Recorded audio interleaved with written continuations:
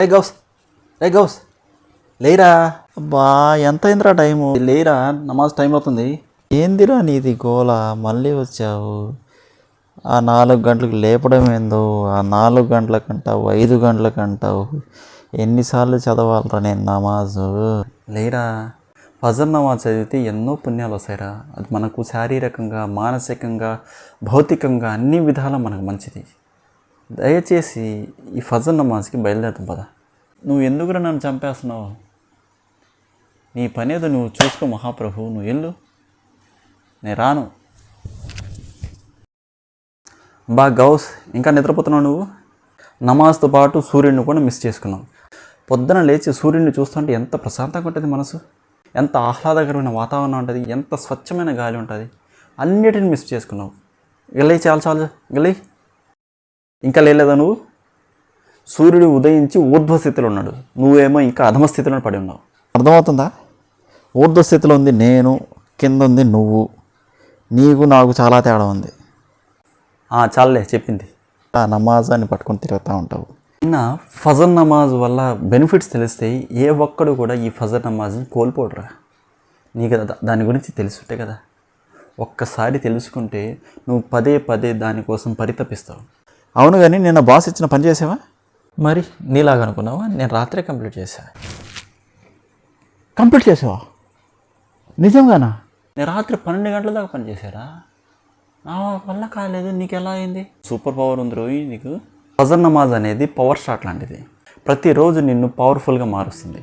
సూర్యకిరణాలు పడక ముందే ఆ పక్షులను చూడు, వాటి దారిని వాడిని ఎత్తుక్కుంటున్నాయి. వాటి నుంచైనా మనకు కనీసం జ్ఞానం లేదా? నీకు విషయం చెప్పనా? 2012లో ద స్లీప్ అనే ప్రచురణ సంస్థ లేటుగా లేచేవారి కంటే పొద్దున్న లేచే వారికి ఆలోచన శక్తి పెరుగుతుంది, మంచి ఆరోగ్యాన్ని వస్తుందని 2014లో ఒబెసిటీ అనే జర్నల్లో కూడా ఒక కథనం వచ్చింది. వీళ్ళు పొద్దున్న లేచేవారు మంచి BMI బాడీ మాస్ ఇండెక్స్ని కలిగి ఉంటారని, మంచి శారీరక పుష్టిని కలిగి ఉంటారని, వీరికి ఆలోచన శక్తి బాగా ఉంటుందని చెప్పారు. 2018లో ద క్రోనోబయాలజీ ఇంటర్నేషనల్ కథనం ప్రకారం పొద్దున లేచేవారు లేటుగా లేచేవారి కంటే ఎక్కువ ఆయుష్ను కలిగి ఉంటారని చెప్పడం జరిగింది. వీరికి గుండె నరాల సంబంధమైన వ్యాధులు ఎలాంటివి రావు అని, పొద్దున లేటుగా లేచేవారికి ఎక్కువ అని చెప్పడం జరిగింది.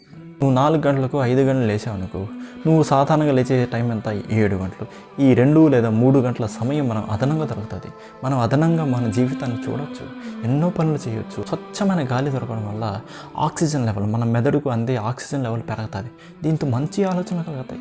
నీ పని అంతా చాలా తొందరగా అయిపోతుంది.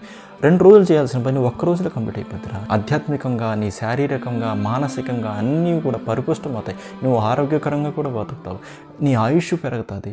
దైవదూతలు కూడా నువ్వు ఫజర్ నమాజ్ లేచి నువ్వు నమాజ్ చేస్తే దాన్ని రికార్డ్ చేయడం జరుగుతుంది. చూడు, ఈ పుణ్యకార్యం కూడా నీకు అయిపోతుంది.